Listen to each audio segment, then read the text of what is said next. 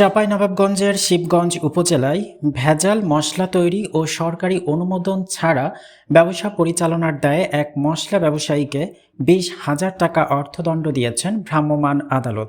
একই সঙ্গে জব্দ করা ১৯১ কেজি নষ্ট শুকনো মরিচ ধ্বংস করা হয়েছে।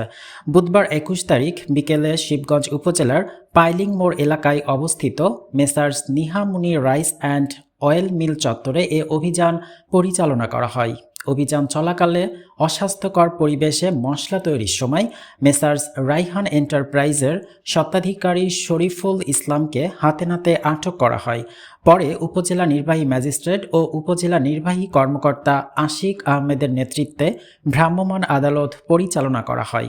ভোক্তা অধিকার সংরক্ষণ আইনে শরীফুল ইসলামকে ২০,০০০ টাকা জরিমানা করা হয়। পাশাপাশি জব্দকৃত ১৯১ কেজি নষ্ট শুকনো মরিচ আগুনে পুড়িয়ে ধ্বংস করা হয়।